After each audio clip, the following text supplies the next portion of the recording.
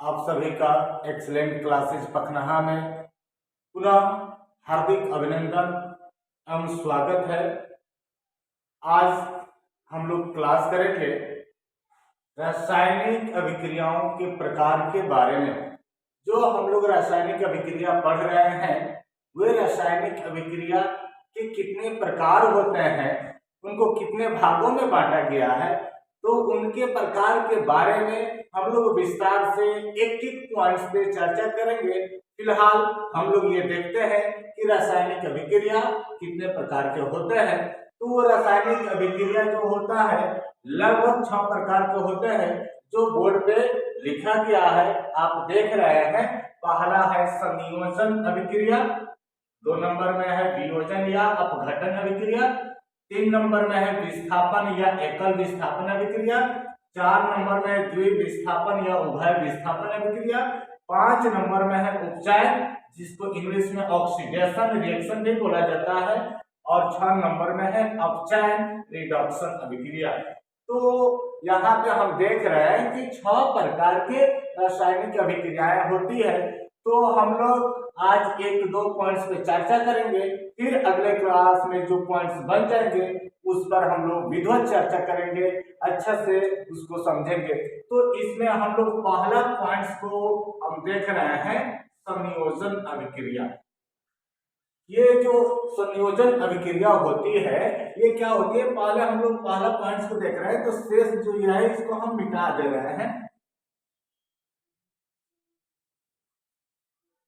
तो संयोजन अभिक्रिया को पहले हम लोग परिभाषा देखते हैं।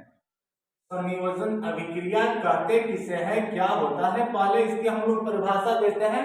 तो वैसी रासायनिक अभिक्रिया, वैसी रासायनिक अभिक्रिया जिसमें 2 पदार्थ संयोग करके एक नए पदार्थ का निर्माण करते हैं, उसे संयोजन अभिक्रिया कहते हैं। मतलब जब 2 पदार्थ आपस में जुटे, जब 2 पदार्थों का आपस में मिलन हो और उससे जब नए पदार्थ का निर्माण होता है तो उसको संयोजन अभिक्रिया कहा जाता है। जैसे हम आपको समझा दें, यहाँ पे है कार्बन, यह ठोस अवस्था में होता है सॉलिड, और ऑक्सीजन ये गैस होता है। जब ये संयोग करता है तो क्या बनाता है, CO2 जो गैस होता है। तो यहाँ पे देख रहे हैं कार्बन और ऑक्सीजन का संयोग हो रहा है, ये आपस में मिल रहे हैं और मिलने से ही इनका दहन होता है, ये जलते हैं तो ये कार्बन डाइऑक्साइड गैस निकलता है। जब 2 पदार्थ जुटे और एक नए पदार्थ का निर्माण हो तो उसे संयोजन अभिक्रिया कहा जाता है। उसके बाद का 2 नंबर पॉइंट था वियोजन, जिसको अपघटन के नाम से भी बोला जाता है, अपघटन, वियोजन या अपघटन अभिक्रिया,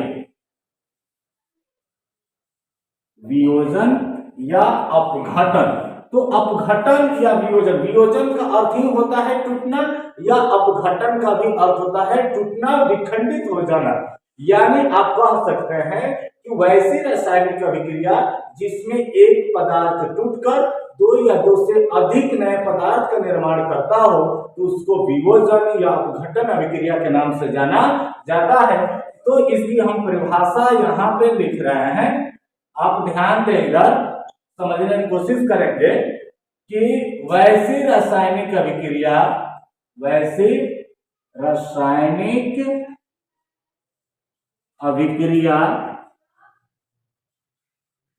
रासायनिक अभिक्रिया जिसमें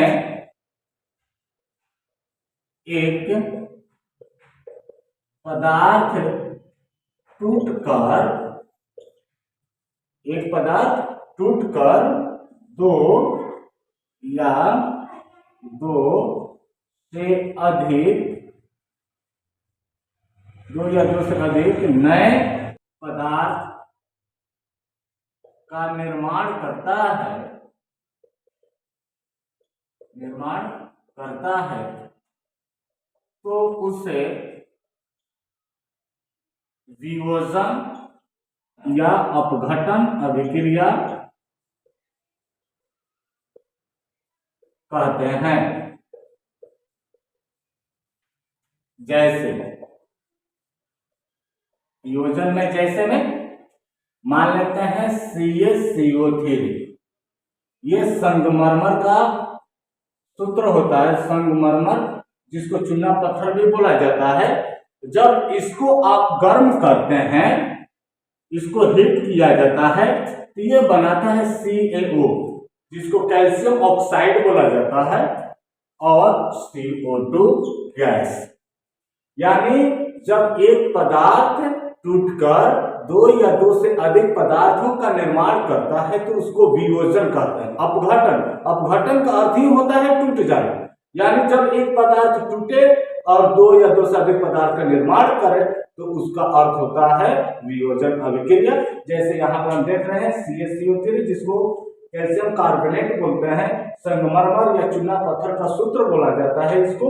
जब इसको गर्म किया जाता है तो ये कैल्शियम ऑक्साइड, जिसको बिना बुझा हुआ चूना कहते हैं, और ये कार्बन डाइऑक्साइड, दो यहाँ पे पदार्थ का निर्माण कर रहा है, तो हम कह सकते हैं कि इसका अपघटन हो रहा है या वियोजन हो रहा है। तो यहाँ पे आप समझ ले, संयोजन होता है जुटना।